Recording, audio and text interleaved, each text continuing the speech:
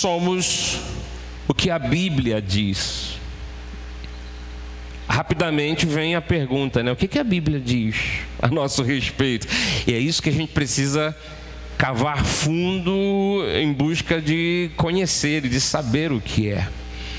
O texto que eu abro essa mensagem é o de Efésios 1, versículo 18, na Nova Versão Internacional, que diz: oro, era uma oração de Paulo, né? Oro também para que os olhos do coração de vocês sejam iluminados, a fim de que vocês conheçam a esperança para a qual ele os chamou, as riquezas da gloriosa herança dele no meio dos santos, no meio dos crentes.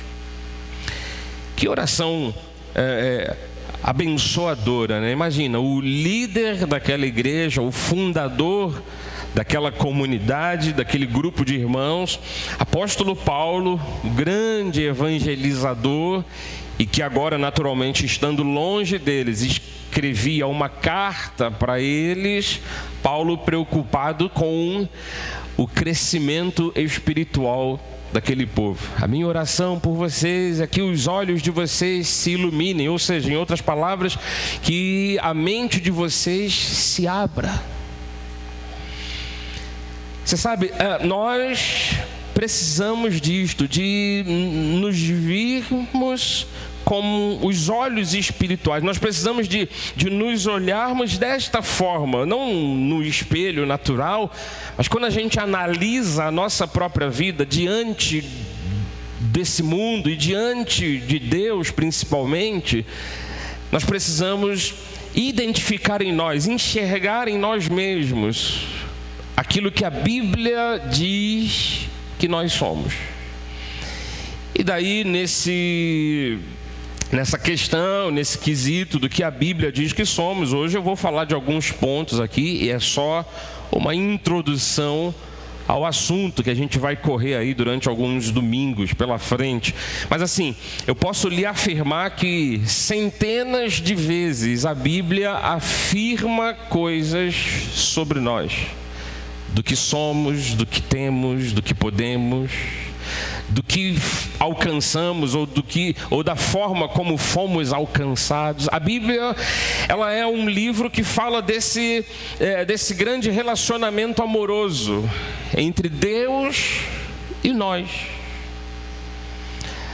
A Bíblia, ela é uma espécie de manual de instrução, é uma espécie de bússola direcional para justamente enquanto aqui estivermos neste mundo, entendermos o caminho da vida, entendermos o que Deus quer de nós. Quando nós estivermos nos céus, nós provavelmente não precisaremos nos guiar mais pela Bíblia. Nós veremos Jesus face a face, nós entenderemos todas as coisas como verdadeiramente elas são. Isso é de novo uma promessa da Bíblia.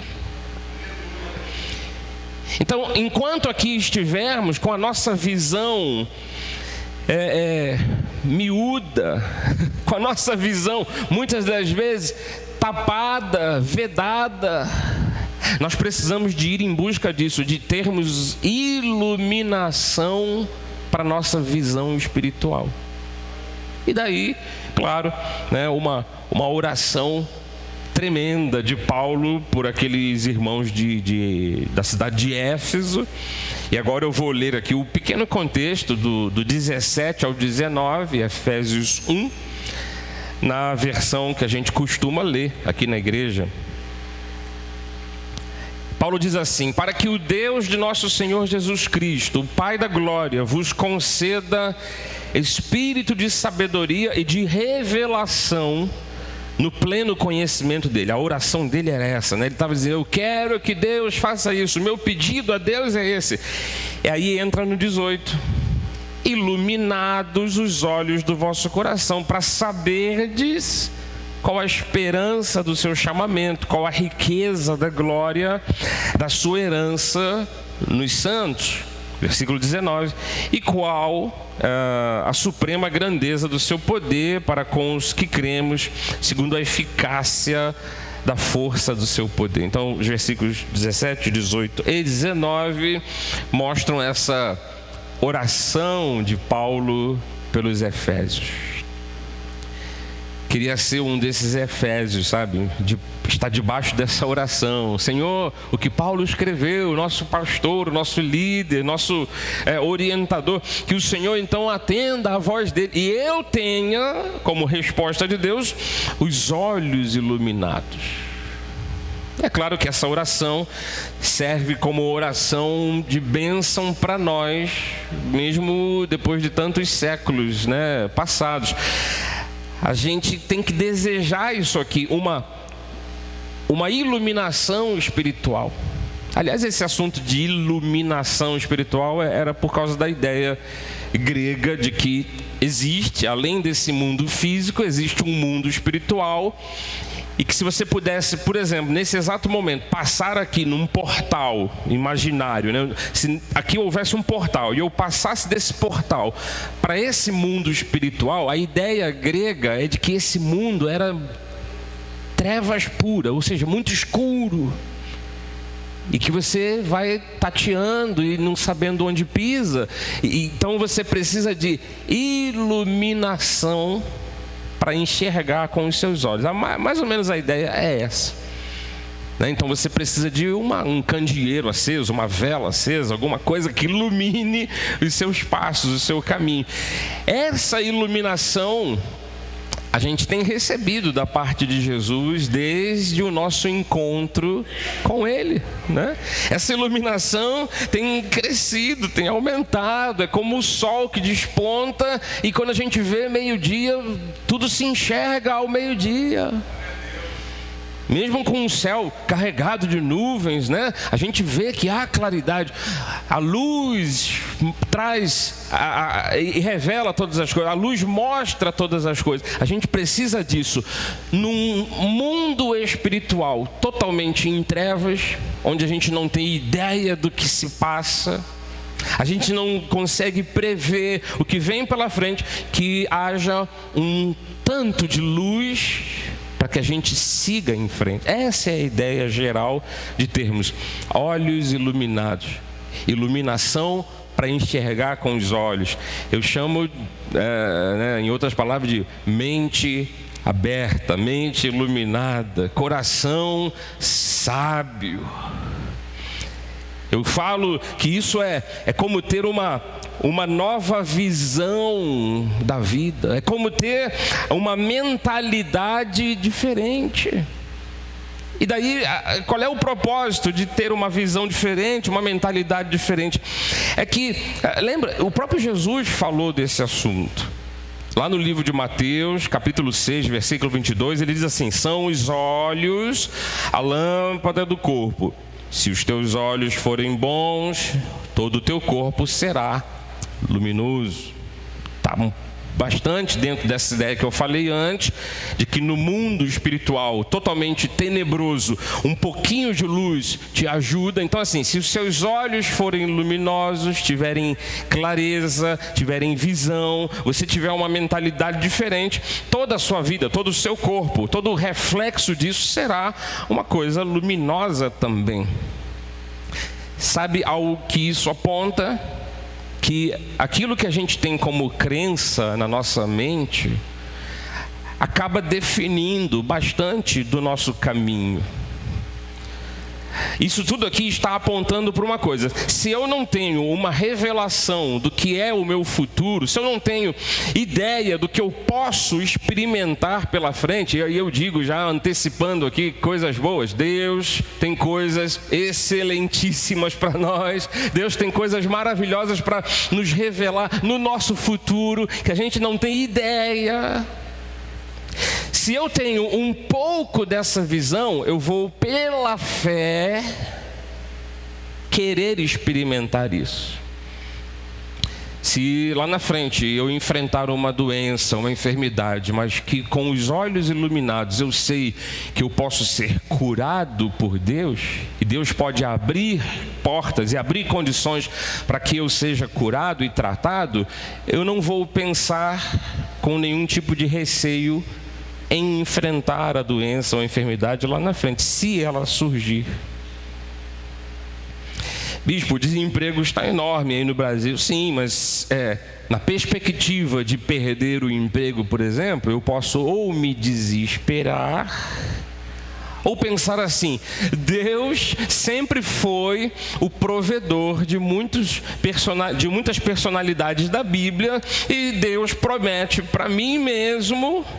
Por isso que eu tenho que saber, abrindo aqui o parênteses, já fechando, o que a Bíblia diz a meu respeito. Ao saber que Deus será o meu provedor, eu passo a ter uma pequena ideia desse futuro através da fé, e mesmo em face ao desemprego, mesmo em face às ameaças de economia falida, eu posso seguir em frente com esperança, sabendo: Deus proverá. Por isso que eu preciso ter os olhos iluminados para seguir em frente. E esse é o propósito, o sentido de eu ter essa mentalidade diferente, de eu ter essa visão diferente. Porque, amados, se eu ficar imaginando o meu futuro, ficar pensando nos meus passos para frente como um verdadeiro fracassado, o fracasso será a maior marca da minha história. Não somos nós exatamente que produzimos o nosso futuro, que fazemos o nosso destino, mas assim, Deus pode abrir inúmeras portas para mim. Se eu aqui dentro não tiver uma visão mais ampliada, eu não vou passar por nenhuma dessas portas. Deus pode dizer para mim que eu sou mais do que vencedor em todas as situações que se levantem contra mim. Se eu colocar dentro da minha cabeça que isso não é possível, eu não vencerei absolutamente nada.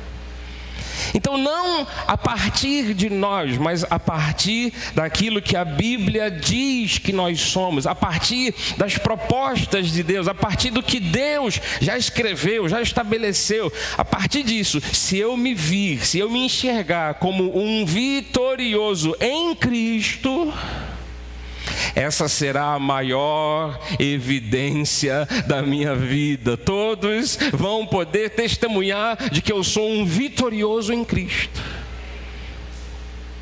Então, se a Bíblia diz que eu sou mais que vencedor, se a Bíblia diz que nós somos abençoados com todo tipo de bênção, se a Bíblia diz que eu sou imagem e semelhança do Senhor, se a Bíblia diz que nós podemos todas as coisas em Jesus que nos fortalece, está aí no telão, ó. Nós somos o que a Bíblia diz, nós assumimos isto, nós abrimos um pouquinho essa visão para esse mundo espiritual, para essa dimensão espiritual, que eu volto a dizer, que se abrisse um portal aqui, para a gente passar para essa outra dimensão, saindo do mundo físico para o mundo espiritual, a ideia grega era que o mundo espiritual é cheio de trevas e a gente não consegue enxergar nada, você vai tateando como cego e muito mal você caminha. Porém, se eu tiver iluminação, eu consigo pelo menos 1 metro ou 2 de distância saber onde eu estou pisando, saber por onde eu estou andando. E essa era a oração de Paulo. Que Deus ilumine os olhos de vocês, que Deus revele a vocês, que Deus mostre a vocês, que vocês enxerguem essa nova dimensão, que vocês tenham essa nova visão, que vocês tenham essa mentalidade diferente. Eu digo amém para essa oração na minha vida. Então, quando você conhece a verdade, parece, né, o grande jargão bíblico já conhecido, parece que é uma coisa assim já ultrapassada, mas não é, é algo atualíssimo. Quando você conhece a verdade te liberta, ela te orienta, ela te guia, ela te mostra o caminho a que deve ser seguido. E João 8,32, de forma clássica, né? A gente tem aqui o texto: e conhecereis a verdade, e a verdade vos libertará. É bem isso aqui. Ter uma vida livre ou uma vida liberta nos dá essa capacidade de enxergarmos, volto a dizer, através da fé, com os olhos espirituais, né, com os olhos da mente, do coração, nos faz enxergar através da fé aquilo que é a minha realidade no mundo espiritual. Então, quando eu conheço a verdade daquilo que a minha vida é, constituída não por mim, mas constituída pelo poder de Jesus Cristo, do que Ele operou na cruz. Quando eu conheço, nem que seja uma vírgula desse tratado, quando eu conheço parte disso, a minha visão e a minha mentalidade mudam. Porque, amados, vou dizer uma coisa: Jesus nos salvou para a eternidade. Ele nos regenerou para vivermos uma nova vida. Jesus nos tornou seus filhos, ainda que a Bíblia fale disso em termos de adoção. Eu não era filho, mas Deus foi lá e me adotou, me deu o nome dele, o sobrenome dele, me registrou. Eu não posso negar isso. O Pai é que veio atrás de mim e me adotou. A Bíblia diz que nós fomos perdoados, a Bíblia diz que nós somos vencedores. Então, eu preciso me enxergar dessa forma, eu preciso me vir desta forma, para que de alguma forma minha visão e mentalidade se transforme. Para quê? Para eu experimentar durante os dias que eu tenho nessa terra, neste mundo, o melhor de Deus. Porque senão eu posso naturalmente, veja bem, sem julgamentos, tá? de ideias e filosofias, mas eu posso naturalmente adotar uma postura que eu já vi de muita gente, que é o seguinte: Jesus me salvou, está lá a promessa: aquele que crê nele herdará a vida eterna. Jesus já me santificou, um dia eu estarei nos céus. Então, eu posso adotar essa postura aqui. Não me importa se eu sofro, se eu padeço, se eu não tenho, se eu não posso, se eu não consigo, se me quebram, se me destroem, se me batem, se me socam, se o diabo põe todos os laços e eu caio, se ele fica me perturbando. Não importa. Um dia eu estarei com o Senhor. Eu posso adotar essa postura aqui. É uma realidade. As tribulações que a gente vive aqui, lógico, não pode se comparar com a grandeza de glória que a gente vai viver lá. Um dia nós estaremos na perfeição absoluta, junto de nosso Deus. Volto a dizer, vendo Jesus face a face, podendo adorá-lo diante dele, dizer para ele: Senhor, Rei dos Reis, ser adorado. Um dia nós vamos fazer isso na plenitude. E eu posso deixar simplesmente isso acontecer sem desejar o melhor aqui. Como eu posso adotar outra postura, e volto a dizer, não será uma forçação de barra minha, não será uma ideia minha, eu vou apenas abrir a minha visão para aquilo que a Bíblia diz que eu já sou. Eu posso adotar essa posição aqui. É fácil viver isso? Não. O diabo desiste de lutar contra mim só porque eu disse que eu vou ser mais que vencido? Não. Mas eu vou ter a chance de viver coisas boas de Deus ainda nesta vida, até que um dia eu me encontre com Ele. Então, é melhor eu vencer certas etapas do que simplesmente adotar uma posição de perdedor. E a Bíblia diz que nós somos salvos e regenerados. Isso tem que mudar a nossa concepção de história. Isso tem que mudar até mesmo as nossas atitudes. Olha o texto de Tito, quando diz assim, Tito, capítulo 3, versículos 5 e 6. Não por obras de justiça praticadas por nós, mas segundo sua misericórdia, Ele nos salvou mediante o lavar regenerador e renovador do Espírito Santo, que Ele derramou sobre nós ricamente por meio de Jesus Cristo, nosso Salvador. Opa!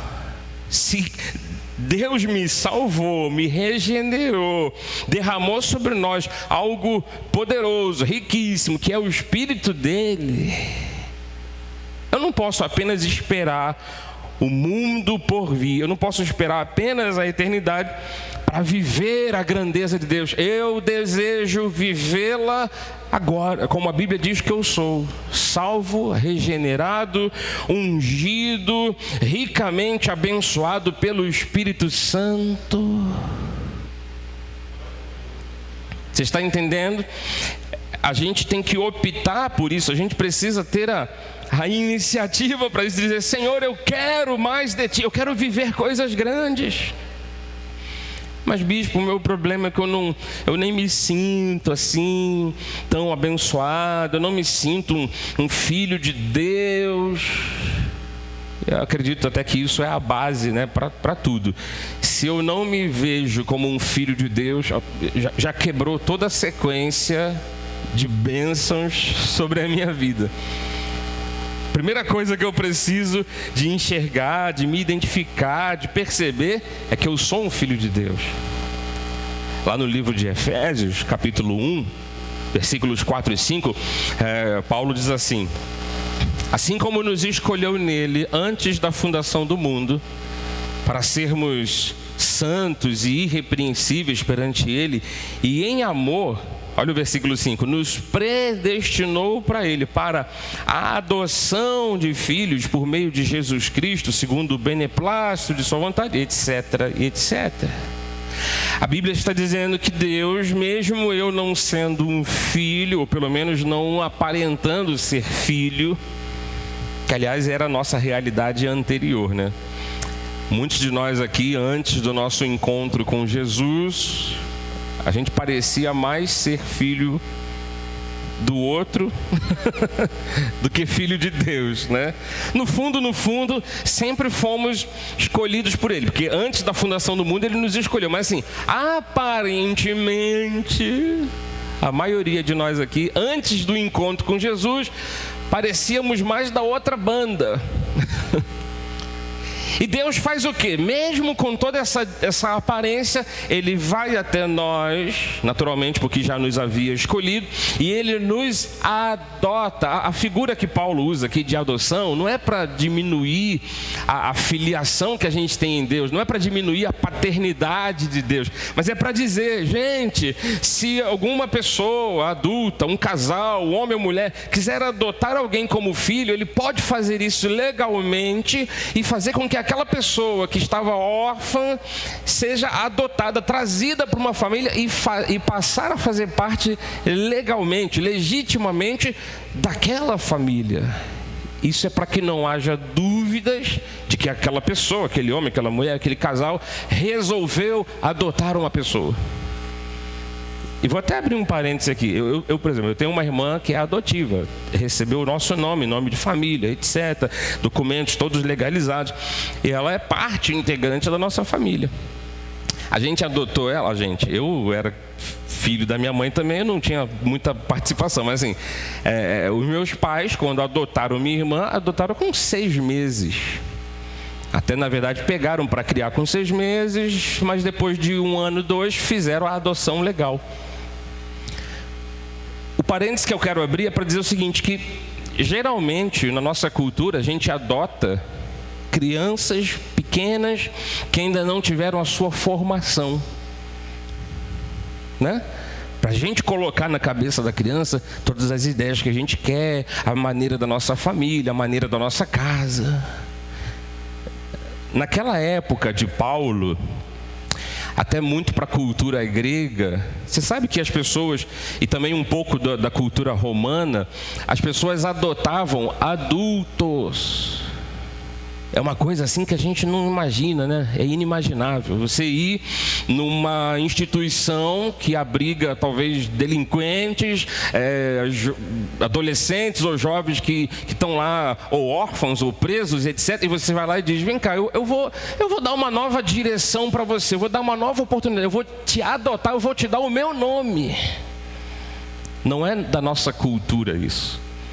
Quando Paulo fala de adoção, ele está falando dentro desse tipo de cultura, ou seja, não é uma simples adoção aos nossos moldes, de adotar um bebê para formar a cabeça do bebê conforme a nossa cabeça. É uma adoção daquelas mais extremas, em que o indivíduo já está formado, já tem a cabeça dele, já tem os pensamentos dele, já fez e aprontou, e aquele pai, aquela mãe, aquela família dá uma grande oportunidade dele ganhar um nome e um novo rumo. É esse tipo de adoção da qual Paulo está falando. Deus nos adotou, nós que não tínhamos nenhuma aparência divina, nós parecíamos mais o capeta, nós parecíamos mais os filhos das trevas, e Ele foi lá e nos adotou. Então, a base de tudo é você pensar, eu sou filho de Deus, e a partir disso, eu posso experimentar coisas boas. Se alguém não tem a visão aberta, os olhos iluminados para saber que é filho de Deus, como diz algumas pessoas, babou tudo. Se a base de eu saber que eu sou amado por Deus, fui adotado por Ele, Ele se tornou meu pai, eu sou filho de Deus, diga aí, eu sou filho de Deus, né? Mais adequadamente para as mulheres, diga, eu sou filha de Deus. Saber disso é a base de tudo para eu dizer, o meu pai me quer bem, o meu pai está cuidando de mim, esse meu novo pai, porque eu nem merecia, eu estava longe, eu era órfão, eu era delinquente, eu estava em trevas, e essa chance que eu tive, isso é uma chance de uma nova vida, de uma nova história. Esse é o propósito de você saber que foi feito um filho de Deus. O teu trajeto daqui para frente, mesmo nesse mundo tão limitado, ele pode ser super diferente, abençoado, maravilhoso, luminoso, esplêndido. E para que nada nos atrapalhe, para que nada nos trave no meio do caminho, e para que ninguém nos tire dessa rota, a Bíblia chega a dizer, e por isso eu estou tratando disso, né, do que somos, do que a Bíblia diz que somos. A Bíblia chega a dizer que nós somos exclusivos de Deus. Porque uma vez salvo, uma vez regenerado, uma vez filho de Deus, eu poderia ter aquela ideia de que, principalmente por isso, porque agora eu estou na igreja, porque agora eu estou com Cristo, que agora eu ando com a Bíblia, eu poderia dizer que principalmente por isso, as hostes malignas, os demônios todos me atrapalham de eu seguir em frente. Há crentes que acreditam que esses demônios não só atrapalham externamente, como entram dentro de si e fazem da sua vida uma grande casa, uma grande morada. E esse tipo de crente, que eu tenho que dizer aqui com todo respeito, está com a visão tapada, os olhos não estão iluminados, o caminho não está iluminado.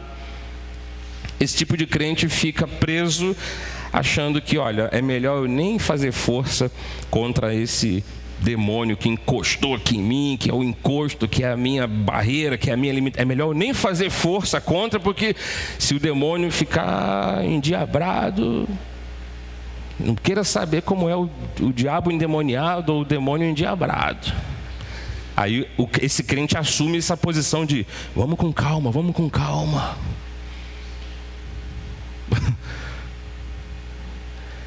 Ou esse crente vai dizer, calma aí, eu fui salvo, regenerado, sou um filho de Deus, e a Bíblia diz que eu sou exclusivo de Deus, só Deus pode me tocar. A visão dessa pessoa muda. Pode vir o demônio, ela vai enfrentar o demônio. Mas onde que a Bíblia diz isso? 1 Pedro 2, versículo 9. Vós, porém, sois raça eleita, sacerdócio real, nação santa, povo de propriedade exclusiva de Deus, a fim de proclamardes as virtudes daquele que vos chamou lá das trevas, sim, chamou vocês para uma vida na sua maravilhosa luz. Vocês são exclusivos de Deus. Se o demônio maior quiser entrar na vida de vocês, ele não tem autorização, ele não pode, e quem enxota ele, põe ele para fora, é o dono da casa. Sabe quem é? Jesus Cristo, que mora dentro de você. Aleluia! Mas às vezes a vida está tão carregada, bispo, que eu tenho aquela ideia de ir numa sessão do descarrego para fazer uma oração forte.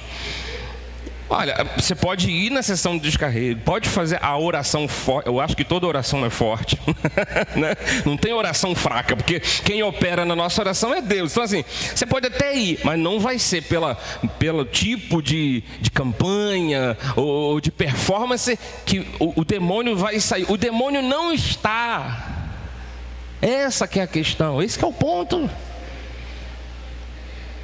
Você não tem um carrego, uma coisa grudada em você e tal. Às vezes a pessoa acorda mal, né? Não sei o que. Acho que hoje é um dia daqueles que o demônio está me oprimindo.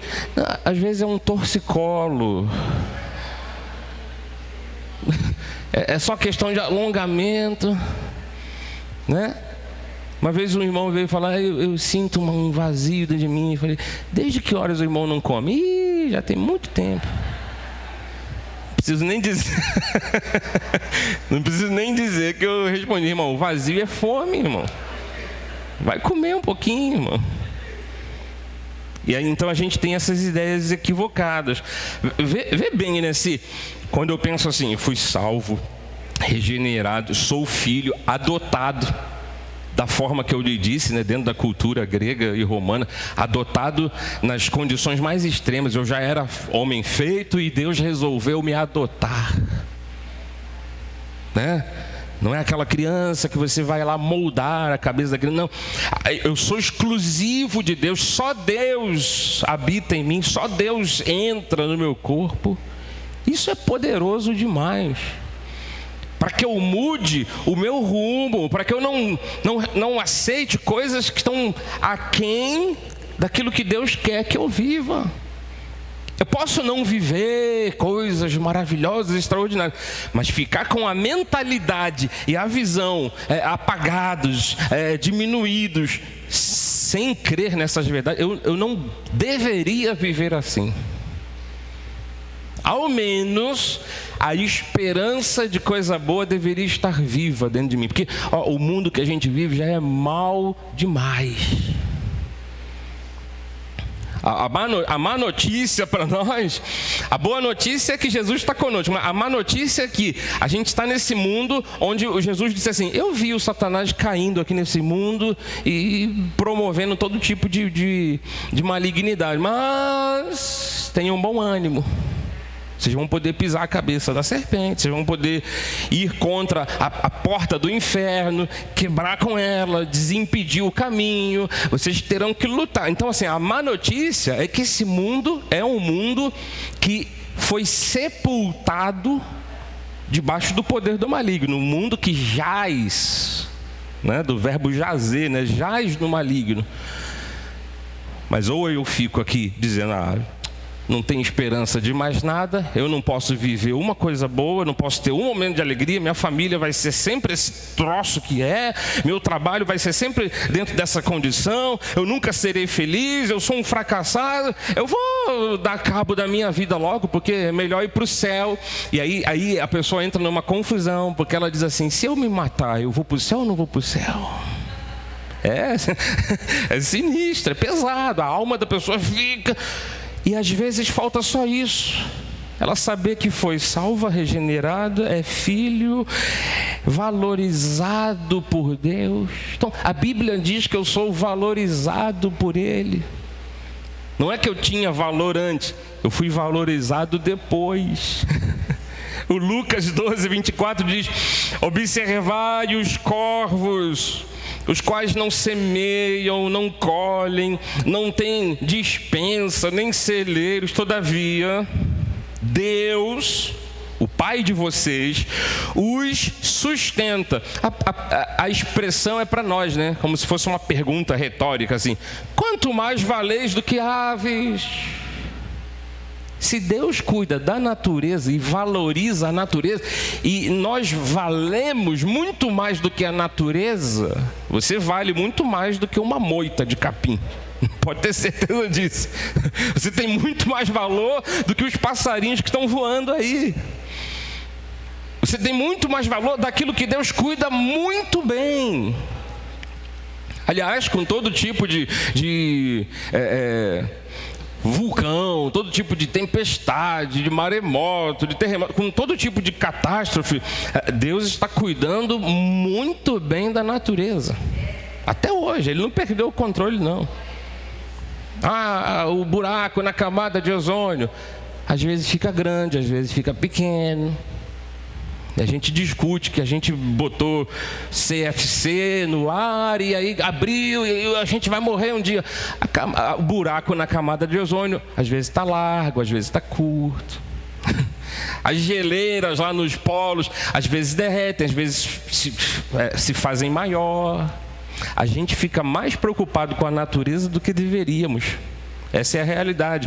E Deus cuida muito bem da natureza. No entanto, você vale muito mais do que a natureza, que Ele cuida tão bem.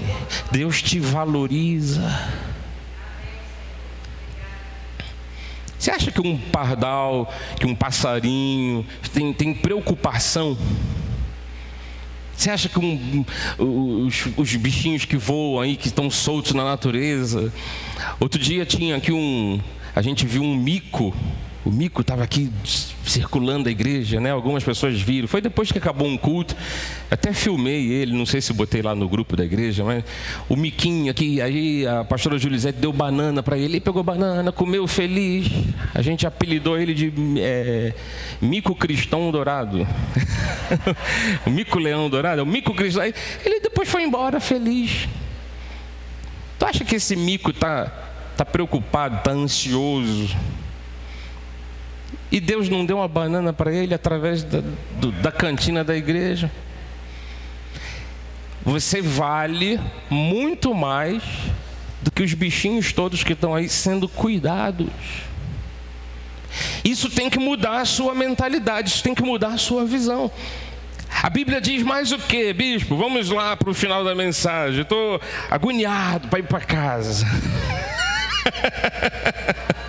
A Bíblia diz que nós fomos amados. João 3,16, Deus amou ao mundo de tal maneira que deu o seu Filho unigênito, para que todo aquele que nele crê não pereça, mas tenha a vida eterna. A coisa mais importante Deus nos deu. Será que Ele não nos daria outras coisas, ainda que sejam menos importantes? Sim. Eu preciso entender que eu fui amado, eu preciso entender que eu faço parte do projeto de Deus, projeto de resgate, né? Aqui nesse ponto talvez esteja a maior dificuldade das pessoas em seguir em frente, em ter sonhos, em batalhar pela vida, porque se uma pessoa não se sente amada, não vou nem dizer da parte de Deus para a pessoa, mas se a pessoa não se sente amada pelo pai que seja, pelo professor, pelo tio, pela mãe, se ela não se sente amada pelos seus companheiros, pelas pessoas que convivem com ela, amados, a tendência dessa pessoa é ela deixar tudo acontecer conforme, a vida leve.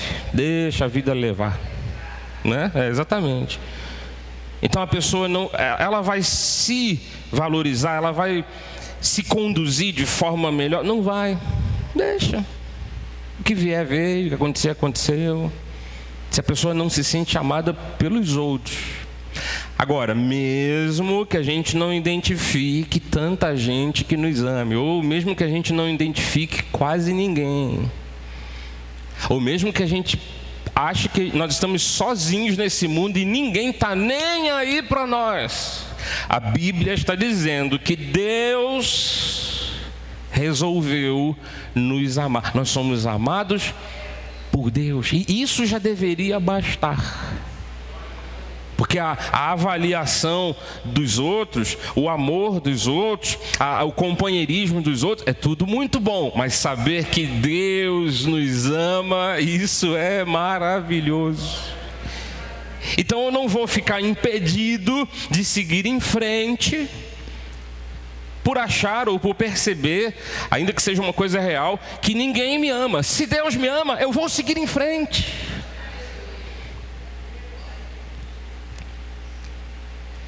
A Bíblia diz que nós fomos perdoados. Efésios 1, 6 ao 7 diz: para louvor da glória de sua graça, que Ele nos concedeu gratuitamente no amado, em Jesus o amado, né? No qual, versículo 7 diz, temos a redenção pelo seu sangue, a remissão dos pecados, segundo a riqueza da sua graça. Deus nos preparou para o louvor dele através de Jesus, no qual temos a redenção pelo seu sangue. Eu ainda estou aqui num corpo de carne, ainda tenho a condição de pecado, ou de pecador, né? Não quero pecar, eu falo, estou respondendo por mim mesmo, eu, Marlos Carvalho Galvão. Eu não quero pecar, eu não quero ultrapassar certos limites. Mas ao perceber que, mesmo dentro dessa condição humana, e que hoje ainda pecarei, amanhã também, e ontem, nem te conto, já pequei. Saber que em Deus eu tive uma redenção, uma remissão pelo sangue de Jesus.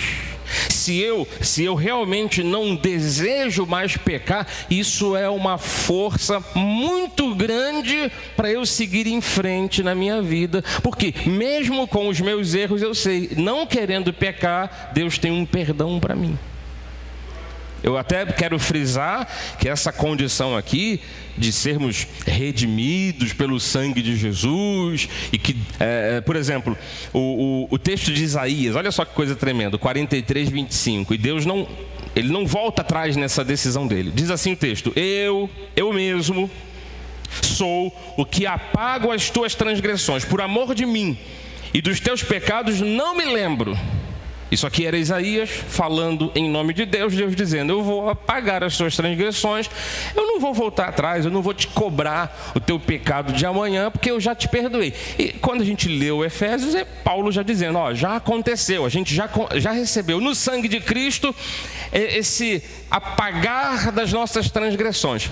Ouça, esses dois últimos tópicos aqui, que a gente foi redimido pelo sangue de Cristo, que Deus apaga as nossas transgressões, Ele mesmo não quer mais se lembrar. Isso aqui se encaixa muito bem em gente arrependida. Porque se o indivíduo diz assim: não, hoje eu pequei, eu tenho ideia que pequei, mas eu até gostei, e amanhã eu vou querer pecar de novo. Essa palavra não tem encaixe numa vida como essa. Agora, na vida daqueles que, como eu acabei de assumir aqui, que ontem pequei, hoje certamente pecarei, amanhã de novo, mas eu não quero mais pecar, eu não quero ultrapassar o limite da transgressão. Essa palavra se encaixa perfeitamente bem em nossas vidas. Deus pegou esse pecado do passado, o do presente, até o do futuro, aleluia, e Ele lançou para longe. Ele diz: eu apaguei e eu não vou voltar atrás. Você é uma pessoa arrependida dos seus erros, nem Deus se lembra mais desse tipo de pecado. E isso de novo me dá força, ao eu entender que eu fui perdoado, me dá força para eu continuar em frente. É como se eu entrasse naquele portal do mundo espiritual, que é totalmente tenebroso, e em vez de ficar tateando e não saber onde estou pisando, alguma luz se acendesse. Nem que eu vá de passo em passo, eu consigo andar por esse caminho. E por fim, 2 Coríntios 3:5, a Bíblia diz que nós somos capacitados por Deus. Depois de você ter visto que você era salvo, regenerado, filho, valorizado, amado, perdoado, como é que eu sigo em frente? Com a capacidade que o teu Deus te dá. 2 Coríntios 3,5 diz assim: não que por nós mesmos sejamos capazes de pensar alguma coisa, como se realmente partisse de nós. Eu boto na minha cabeça, eu determino e vai acontecer. Não, pelo contrário. Se eu posso alguma coisa, se a Bíblia diz que eu posso, se eu tenho alguma coisa, se a Bíblia diz que eu tenho, se eu sou alguma coisa, se a Bíblia diz que eu sou, a nossa suficiência, a minha suficiência vem da parte de Deus.